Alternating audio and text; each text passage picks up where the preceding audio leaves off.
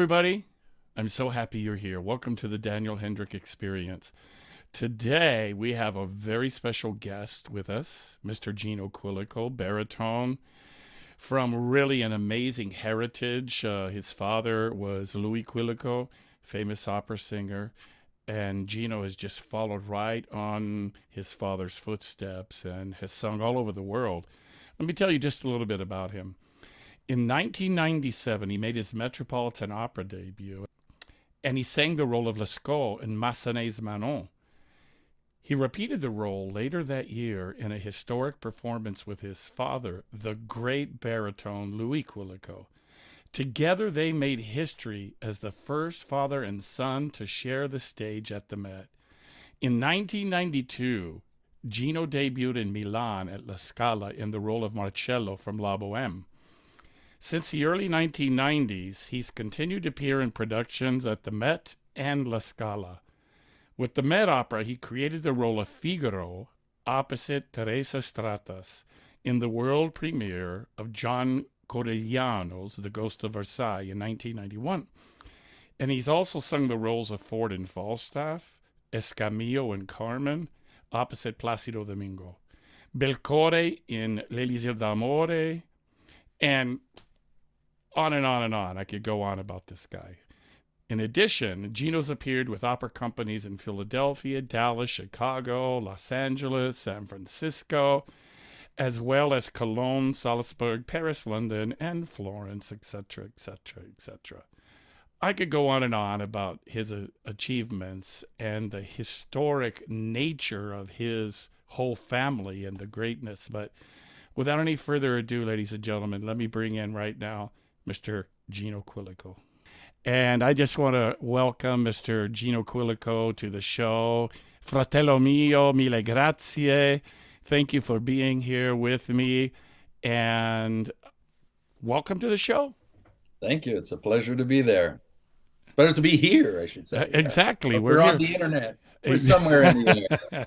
So where are you right now? Montreal. Montreal. Okay. Yeah, You were Montreal is my home now. Yeah.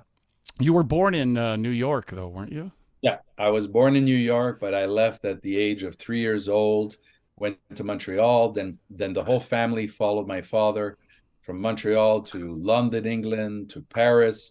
We lived in every place, London, Paris, then Rome, back to New York, and then Toronto. And that's where my father stopped. And then I started singing.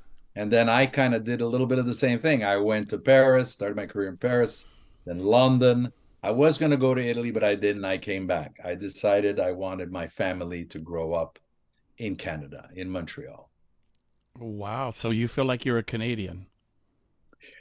I made that decision because I have a Canadian passport and an American passport. Okay. And I made that decision when Dad and I made history at the Metropolitan Opera as Oh, the first father and son to sing at the Met in the yes. history of the Metropolitan Opera. Yes.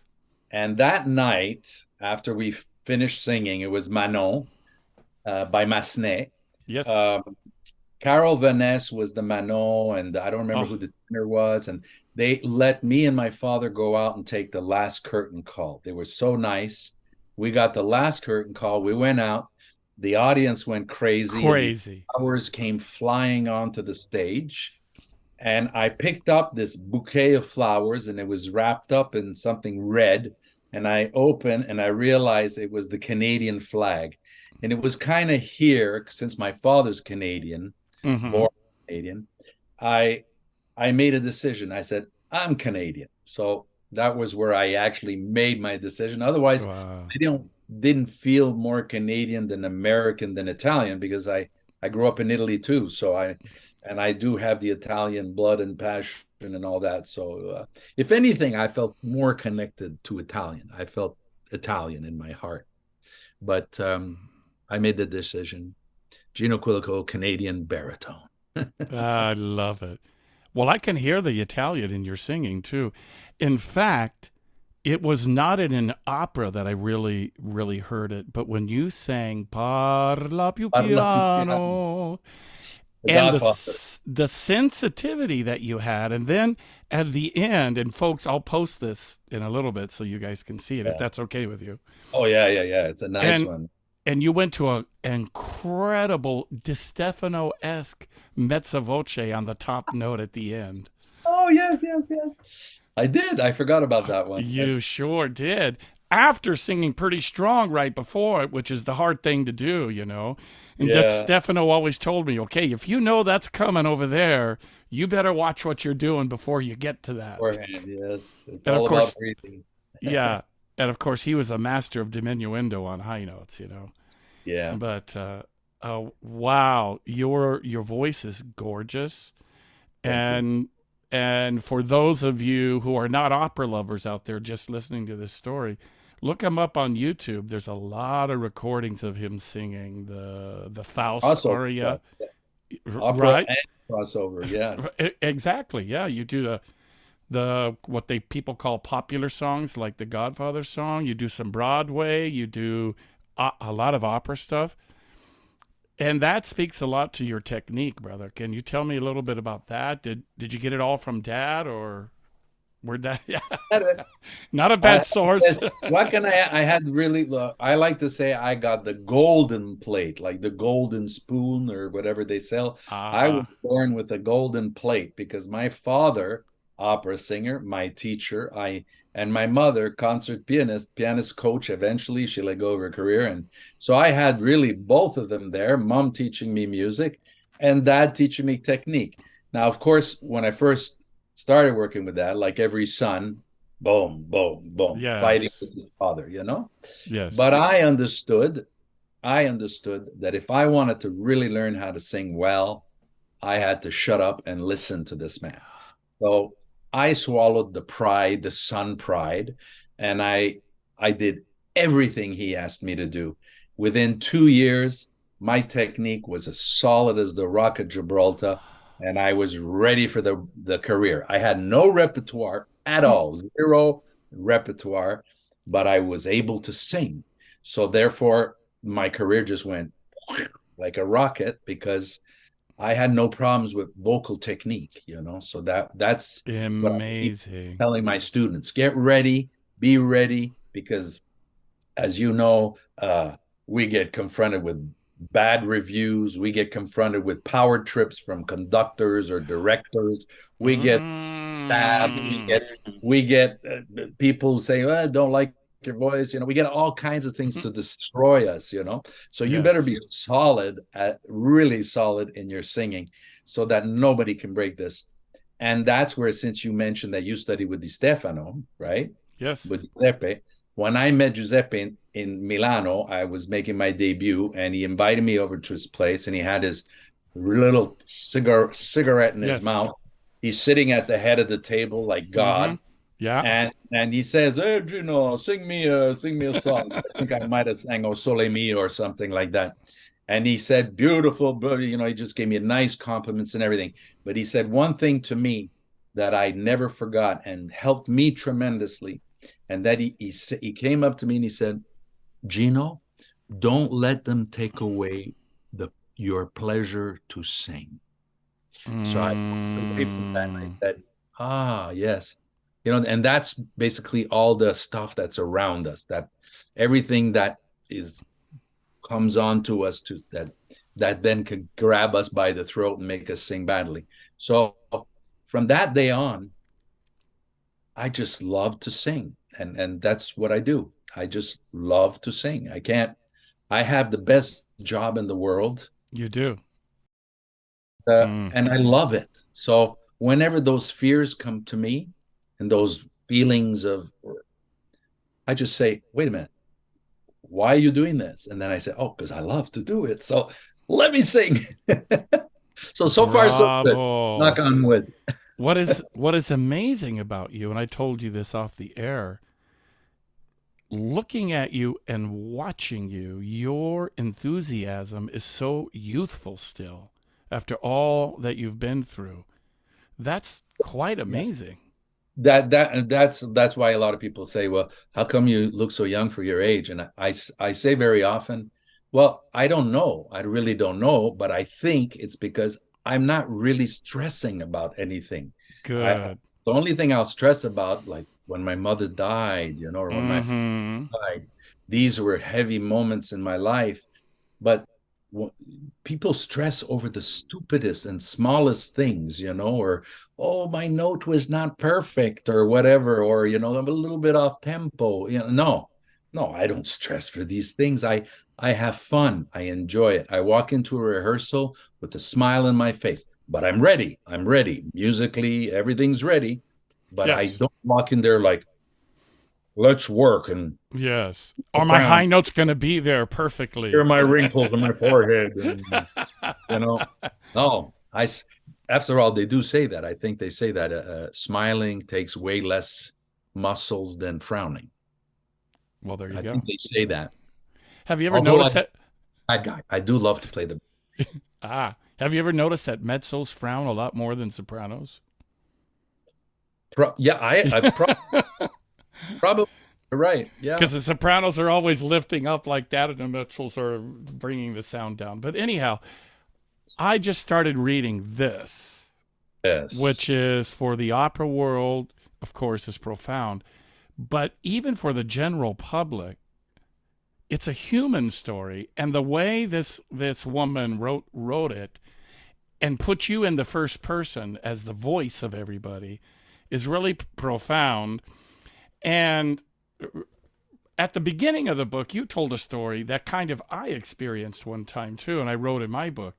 But you talked about having a conductor that Oh, was giving you a lot of BS and really kind of humiliating you in public.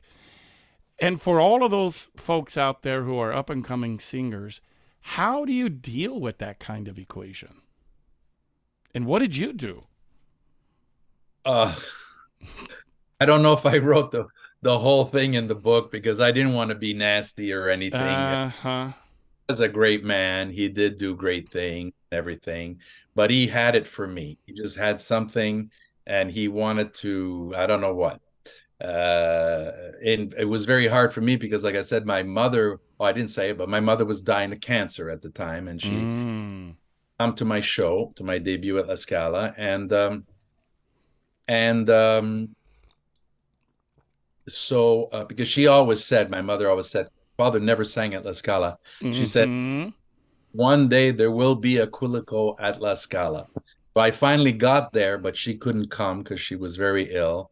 And I was so proud that I did get through it because I came this close to walking out. And Mm. for young singers, you're going to have to accept that. I mean, this is one conductor, but I can tell you many other conductors when I was not Gino Quilico. Here Yes. I'm established singer. So Yes. in the beginning, I was the little young fart in the casts and everything. And when maestro's got to pick on somebody or the director's got to pick on somebody, they pick on you. Well, you better swallow those pills. It's part of the maturity of this business. And then, as my good friend Neil Shikoff said to me, Gino, it's all about the timing.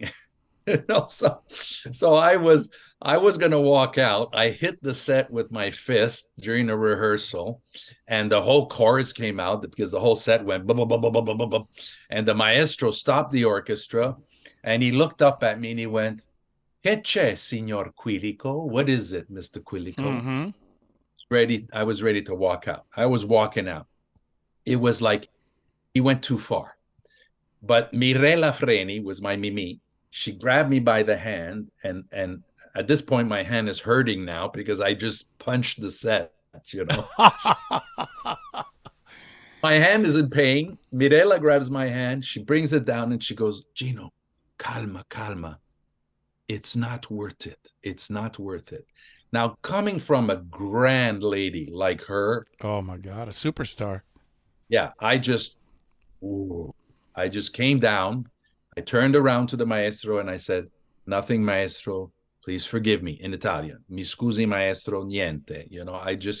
And that's where I digested this anger the way he was making me feel.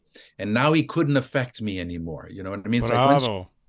I digested it and I said, great, I'm going to make my debut. My mother will be so proud that her son sang at La Scala. And the best part is I had a tremendous success. Bravo. This is Marcello? Yeah, to the point that Maestro, as we all take our curtain calls at the end, Maestro on his way out, he passes all the soloists. He stops in front of me and he gives me his hand and he shakes my hand in front of all the audience. Now, I don't know if that was a good thing or a bad thing. It's like either he was saying, hey, sorry, you were great, you did a great job, or he just wanted to take the credit for my success so the audience saw that he was shaking my hand, you know. I don't know. I Could don't have care. could have been a little both. Whatever. There's so many problems with egos in this business, you know. So Yes. I think you just got to always remember why you're doing it and that you're really, you know, and that you're not above or superior to anybody in this business. So, you know, that I learned with my father. My father was like that. If you met Mm, my father, or I never met him, no. I was just a nice guy, you know, this big kind of teddy bear guy. He was big, a big belly, and you know, you That's say, his "Sing me a song," and Louis would break yes. in. That That's kind of a guy. his that's always been his rep in the opera world is that he was the everybody was his friend. That Yeah, the director of the opera house, right down to the stage hands and the chorus, and I would walk into opera house and they go, "Oh, you're Louis' son. You're Louis' son." Louis, everybody loved the Louis, you know. So right. well, for me, very good example. Wow, I just heard him singing on YouTube Non t'amo più, which is one of my favorites. Non t'amo più. Yeah, ricordi ancora that yeah, that's it. Anyhow, Got to sing so that. do you really? Beautiful I mean, piece. it's a song that you have to give voice to, you know. It's not a little light song, even though it's a kind of an artistic song, you know. Yes, yes. So you grew up under the tutelage of a legend in the opera world. Did was that a difficult equation for you, or did you? How did you process that? Did it energize you? Did it pull you back? Or Well, first of all, he's not just the legend singer and my hero and my mentor, I guess, is that the right word? sure, sure. Everything, and my father, you know, he was a lot of things. So it didn't affect me because I was given a lot of love. I was given an apprenticeship in singing. I was not Mm-hmm. taught in university. I was taught like you had mentioned a little earlier when we were talking before the interview, the feelings and the sensations. It's not necessarily about like a piano you play ding ding ding. No, we're a Mm-hmm. live, living, breathing instrument. And in university, they don't have time. In school, they don't have time to teach you the philosophy of singing, the Mm-hmm. there's no time to teach that. It's almost, my wife laughs at me because I teach too now. I teach, I sing, I direct as well.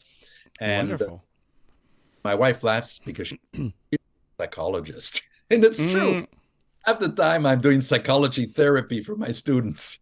No, yes, yes, yeah, absolutely. you get this in a private lesson. You're not going to get this at school.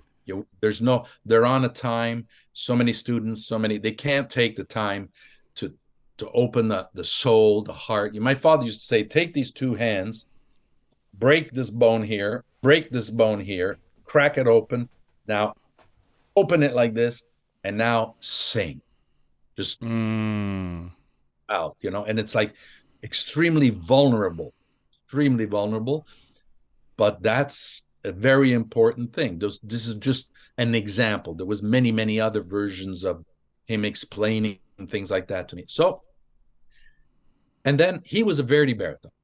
I'm mm-hmm. a Donizetti, Mozart, some of the early Verdis. I did Don Carlos, Ballo in Maschera. The heaviest I did was Iago. but I thought it was heavy. But when I called my father and said, Dad, I got a contract to sing Iago, he said, great. I said, isn't that a little bit heavy for me and dramatic? And he said, no, it's lyrical all the time. He says, the only time you're dramatic is when you sing that damn duet with the tenor. Watch out for those tenors. Oh, that duet with the orchestra, Yes, yes. so loud and powerful, and the tenor's singing out, and you're singing out. This is the only dramatic moment because the Yes. credo is, it's a credo in un Dio crudele. It's not about, it's not about this heavy, Right, right. So yeah, so I never was compared to him because I'm not a Verdi baritone. So there wasn't that confrontation in critics. Never compared. You were apples and oranges. Yeah, so I made So, my, and he had his road, and then sometimes finally later down, since I could not join him in his repertoire, he came to me. He did Bartolo, ah, Barbiere di Siviglia. I was Figaro, he was Bartolo. He did Leporello to my Don Giovanni. But these were roles my father never sang. He only did. right. For you. But me, I could not go to the Verdi. The only thing we could have done together would have been Pagliacci. He would have done Tonio. I would have sang Silvio. I did sing Marullo to his Rigor. Wow. But Marullo's a little role, it's not the same thing. So I did that in the beginning. But that was it. Well, you sang a pretty hefty role with Mephistopheles, though, too. That's pretty big. Well, I did that a couple of years ago. I've become a little bit more mature. A little more meat on the bone. Yeah, a little more meat. So it's a role I always, and if you look carefully, Mefistofele in the opera Faust, they call it un basso cantabile. Basso, Mm. that's almost like a lyrical bass. Mm-hmm. And if you look at the score, the low notes are optional. You don't have to go ha ha ha down to these low notes. Okay. Though I did sing them, I did do them because I have them in my voice. But that, just to explain that, Mefistofele is a very lyrical bass role. So basso cantabile so I said to myself, okay, thing I can allow myself, especially because I love acting, and this is a great acting role. So Mm-hmm. Well, you are that's, certainly famous for that as well. yeah, I'm pretty good at that. Because I put a lot of importance in my characters. I really study them and try to find everything and watch everybody who's done it on the planet, and Right. and a great thing with YouTube now, we can see everybody from the past singing, so whatever is available. Well, if you don't mind, ladies and gentlemen, I would like to play for you the great Gino Quilico singing Avant d'en quitter ce lieu from Faust. Is that okay if I play that? Yeah, that's Philadelphia, eh? You got that. That's the one from Philadelphia, I I think. Yeah, believe so, yeah. hopefully back then, James Morris. Yeah, Oh my gosh. agree with that. I sang Macbeth with James Morris Ah, in Baltimore Opera, and I sang The Messiah on PBS with James. What a huge voice. yeah. No, it was great fun singing with him. But Anyhow, I'll give you a little thing for people who are watching to show that we are humans. That Valentin, I am sick. I have the major stomach flu, and literally I'm vomiting, and then I walk on stage, I sing the aria, I leave the stage, I vomit. I I am amazing because it sounds fantastic. I know, I don't know. I maybe because when you vomit you clear your throat. I don't know. Whatever it is, it worked. But I was so sick when I sang that. But it's great. No, it's one of my best performances. Maybe because Amazing.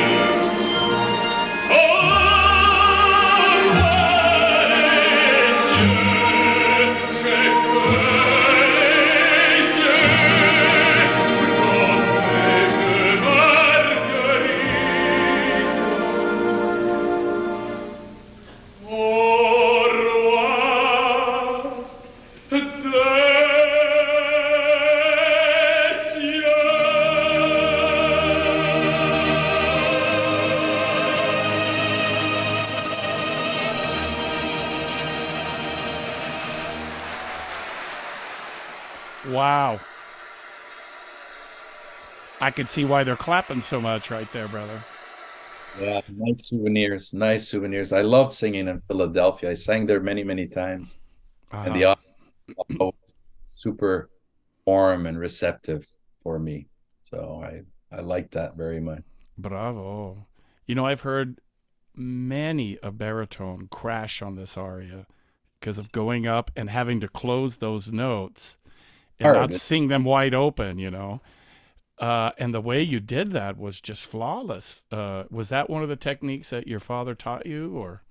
Yes, yeah, yeah, yeah. No, Dad always liked the sound to be kind of open, but not spread. That's the big difference. Yes. Get confused between an open sound and a spread sound. Spread. Yes. It is bad. Like Yes. Giuseppe Di Stefano at the end of his career was going up like this to spread. Yes. If Yes. he, my dad always said, sing in the volcano, the tube, all the way up. Don't Mm-hmm. pyramid. You don't go out. You sing up and down straight, and that's but open. So that's why I like to think my baritone sound is a little different than a lot of baritones. A lot of baritones go oh oh. They bring in this heft and darkness, Yes. which I tend to sing it a little bit more like tenors. I was just gonna say that. I can sing Yes. an F, and whereas baritones like to cover the F. Ooh! Yeah, you can Yes, hear the larynx drop and then it's kind of swallowed in a way. They call that ingolato, that.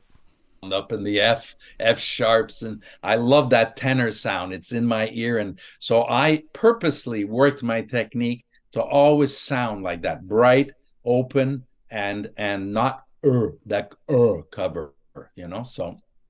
So that's why sometimes people say, "Oh, you're a lazy tenor. You're a lazy tenor."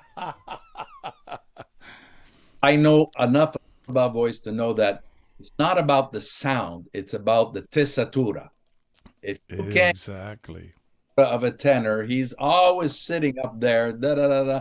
That I could not do. I could sing one aria of a Mm-hmm. tenor, Mm-hmm. not singing the whole opera. Well, Leonard Warren sang Vesti la Juba, was fantastic, but do the whole opera? I can sing Nessun Dorma. No, I'm I sure you can. sing Nessun Dorma right to the end, and even a couple of times with Dad for fun when we had a couple of drinks of wine and everything and partying, we do the Don Carlos duet. I do part, he do and I could sing Recondita Armonia as well, because these are, it doesn't, the baritone is not far from the tenor, let's face it, No, notes, but it's about sustaining the those test, notes. the tessitura. So there's no way, because I did try, of course, we all Baritones all try to be tenor. I accepted early on and understood I'm not a tenor. I'm just a bright lyric baritone, which should sound happy and healthy. That's why I'm proud to say at my age, I have no wobble in my voice. No you, wobble. you, wow, that's amazing. I wobble, I will stop singing. Good, good. I, Yeah. You don't uh, want the, oh, no. oh, oh, oh, oh. No, no, no, none No, of that. then you got to switch to mariachi music when that happens, because that's accepted there. That is wonderful. So, what was your favorite opera house to sing in? Oh boy, that's a real tough one. I have a lot of ones that I love for different reasons. Covent Garden, the Royal Opera House, was at the time when I sang there. It was Sir John Tooley was in charge of the opera house. Mm-hmm. You walk into that opera house, and Sir John would come and say hello every night after before the show. Would come and give you the hand and say, "Have a good show." Wow. You know, the welcoming committee, the people, the makeup, the lady, I forget her name. She was there for since dad was singing there. She's the backstage who gives all the cues and all that, stage manager, I guess that's what they call him. Yeah. Mm-hmm. Uh, all that, they were so welcoming and nice and friendly. And then of course a new director arrives in the opera house and everything changes. The Mm-hmm. whole feeling is gone. Don't have the same thing. And now a lot of directors now, I can say this, because I'm not really anymore part of that opera world anymore. Yes. They don't even come to say hello to you, most of them. They're businessmen. They don't come and say hello. You walk in an opera house, you have no personal feeling, and you It's a know, lot and colder. yeah. So that's why I love the Royal Opera House. Also, it's a great opera house. But the other one was Buenos Aires in Argentina, and that for me was, I had one of my biggest triumphs in Don Giovanni there, and the audience just went crazy for me. And Mm.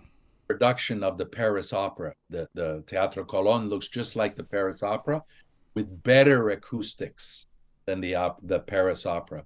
So it was a great place to sing. The audience just gave me one of the greatest ovations. And then I've talked about Philadelphia before. Philadelphia, I sang also Don Giovanni, had a my greatest success there was Eugene Onegin. And I sang Onegin in Philadelphia, and it was like a football match. The the audience just went, screamed. It was like, I never had that kind of like applause. And I even have it on a cassette. I have it every once in a while when I need a little drug fix. I'll put my cassette and hear the audience scream for me, and I Oh go, "Oh, my God. Uh, that you you said a cassette. What is that? what is that? What is a cassette? What is a CD? Now it's all about Spotify and Apple Music and all that, and we get nothing. We get zero, basically. Yeah. Exactly. Pennies. So, other than your father, who was like your kind of baritone idol growing up? Warren Leonard, Oh, which there. sounded very like Daddy. He sounded like my father, so I loved his voice. I loved Robert Merrill. I loved Mm-hmm. Robert. I tend to like the old generation, as you see, but I respect all the young. I sang. I came after. I was second cast sometimes to Tom Allen, British baritone. Mm-hmm.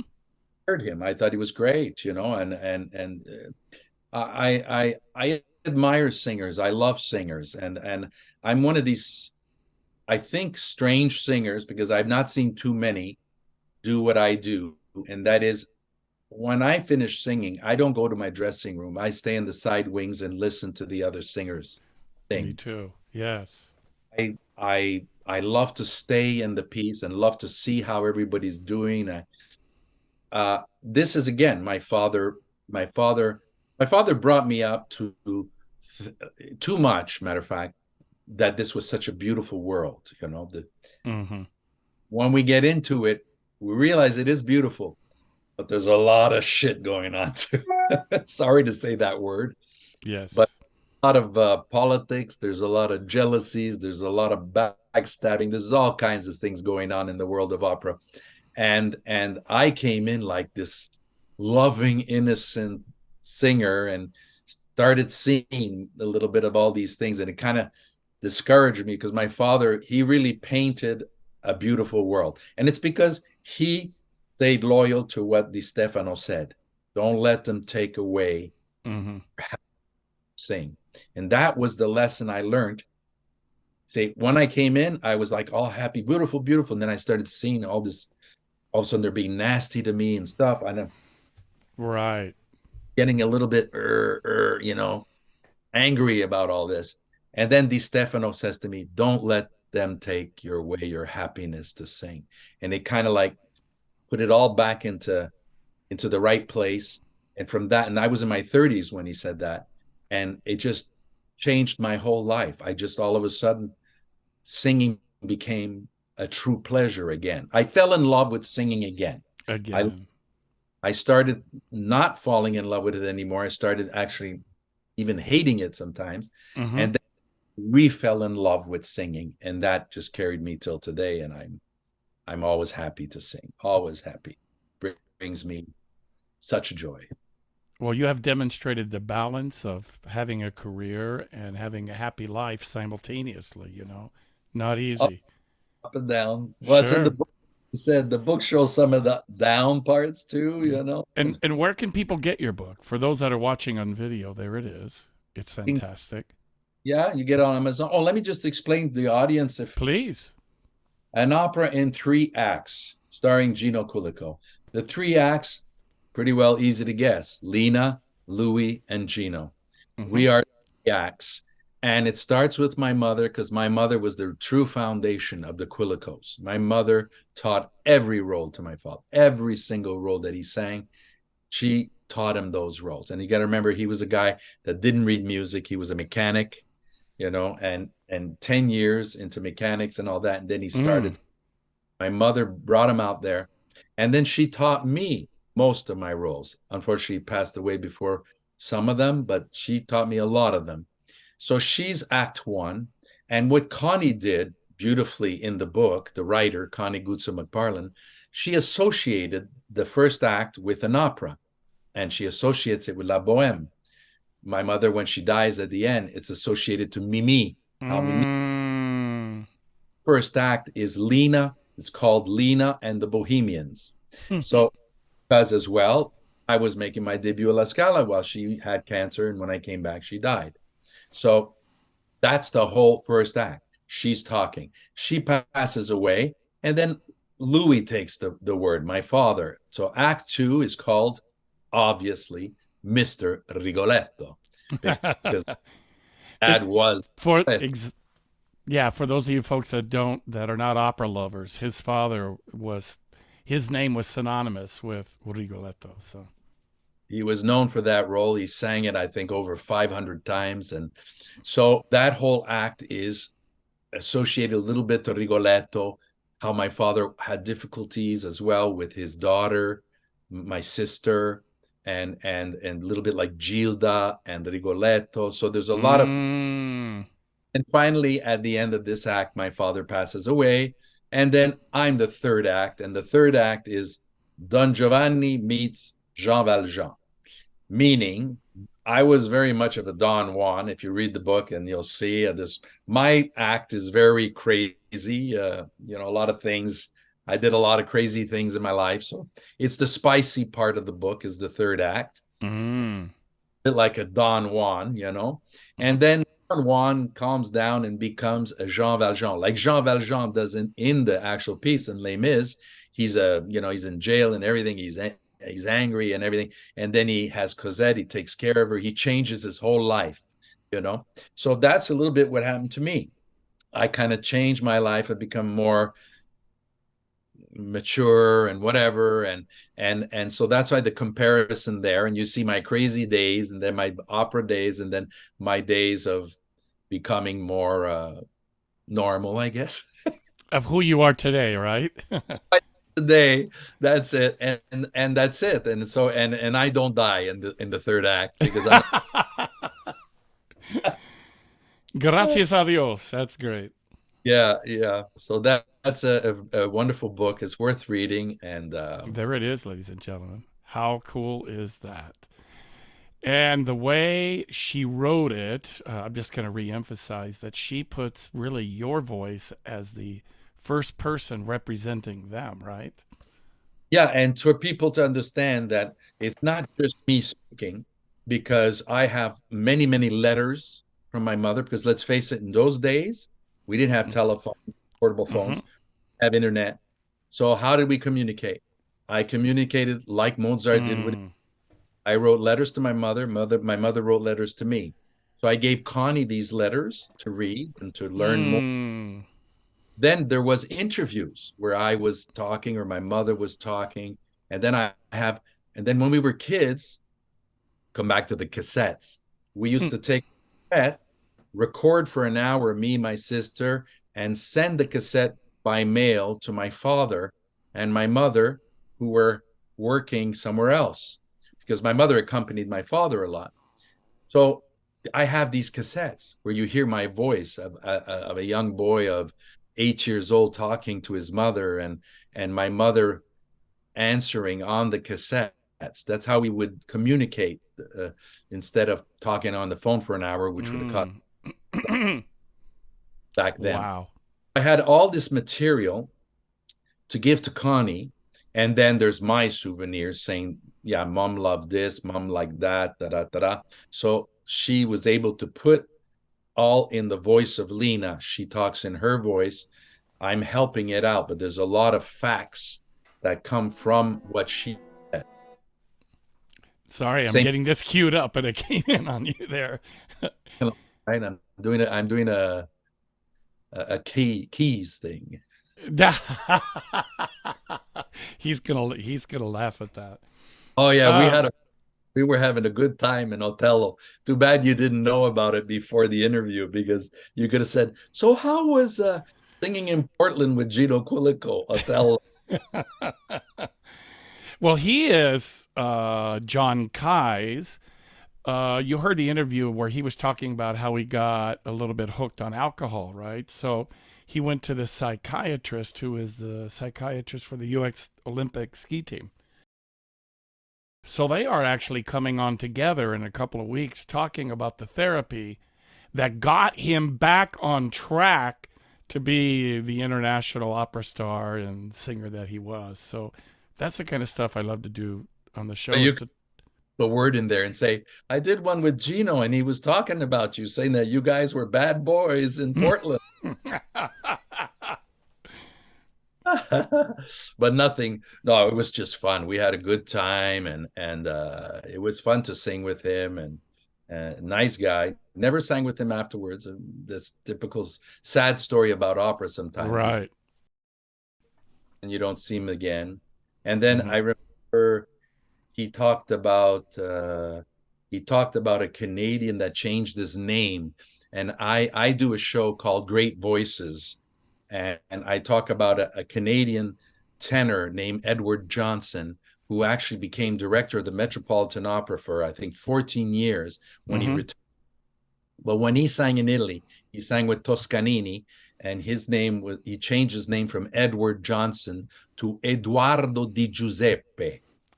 That's what saying about you couldn't sing in Italy if you were not Italian or something. There was a lot of unions blocking, like baritones are hard to sing in Italy too, because if they have a star tenor that's American or English or German or whatever, and the soprano is also mm-hmm. the baritone could be a foreigner. He has to be Italian. So Mm-hmm. if I got shifted out because of that, you know, because they have to. No, it's understandable. We want to Mm-hmm. respect the singers of our country. There's a lot of baritones that can sing what I sing too, a lot of Italian baritones. So I had no problems with it because I still sang lots in Italy. So, I mean, it was just that sometimes you asked, why didn't I get it? Well, they said because the tenor is American, the soprano's American, Canadian. So, So that Well, that story that you talked about having to be Italian, my vocal coach, John Dare from Palm Springs, was the accompanist for DeStefano in his latter days. okay. And DeStefano was doing a concert tour of Sicily, but they wouldn't let a non-Sicilian slash Italian sing or play in the theater. So John Dare for the tour became Giovanni Dare. Giovanni Dare. Yeah, yeah. Like Edward Johnson, uh, Exactly. Eduardo Di Giuseppe, but he sang with Toscanini. This guy, he Oh sang with my God. sang Andrea Chenier with Toscanini. I mean, this guy was like, I have a old recording of him, those terrible quality ones, but Mm-hmm.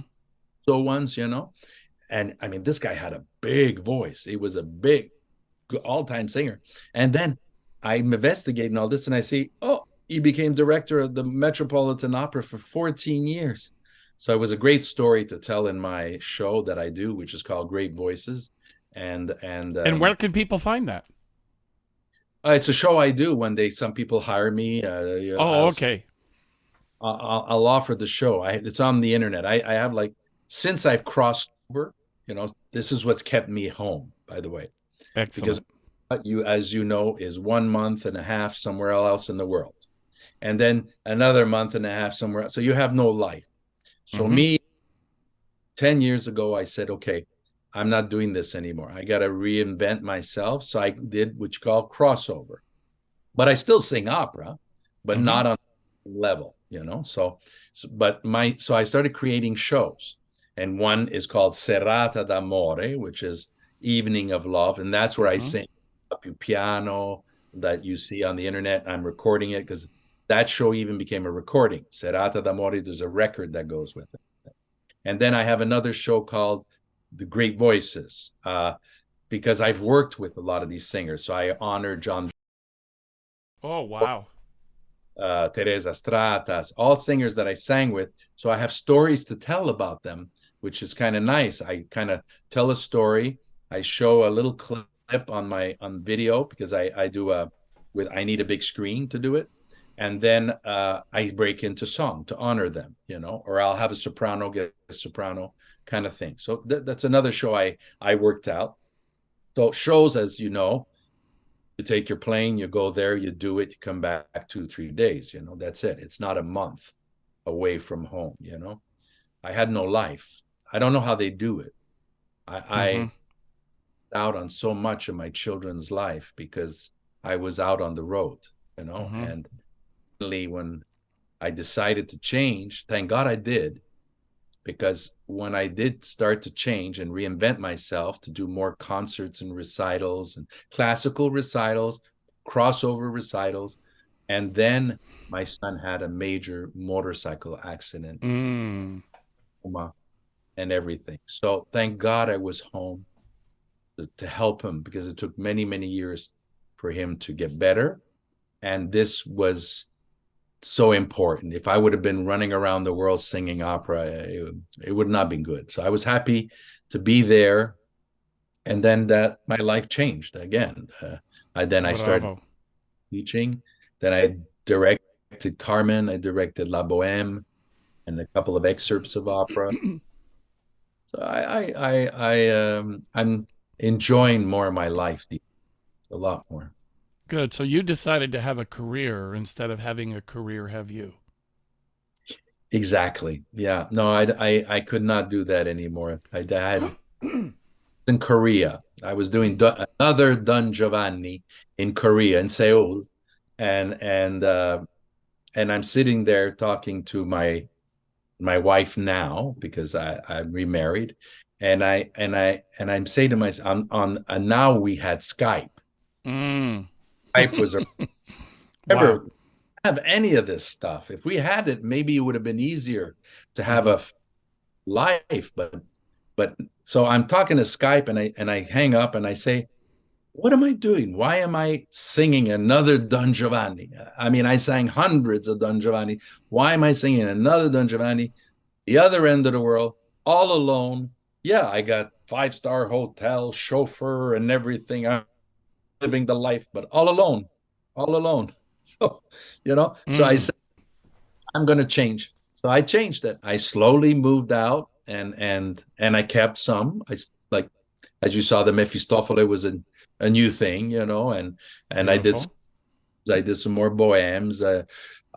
Yeah, nothing too much, but I just recently even did the Father of Juliet in Romeo and Juliet by Gounod. So that was fun. I can't play Romeo, obviously. And do Romeo or Mercutio. Mercutio Hmm. was the normally sang, so I sang the Father. That How fun.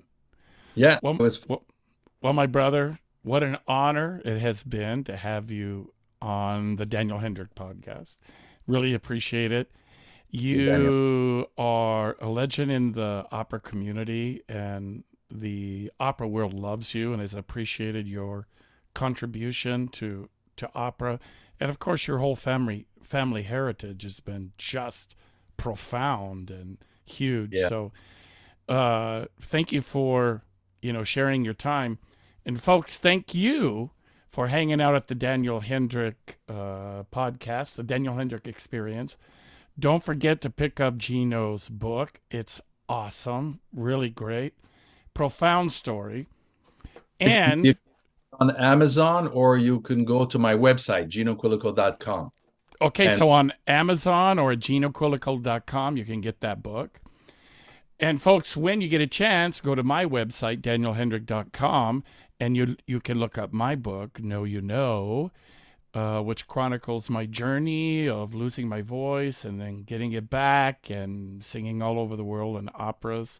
Not quite to the extent that this young man has done, but I did do it, and I'm super proud of that. And it was a gift that not many people have in this world to be able. Grateful for you being with me today. Folks, thanks for being here with the great Gino Quilico. God bless you all, and see you next time on Sundays on the Daniel Hendrick Experience.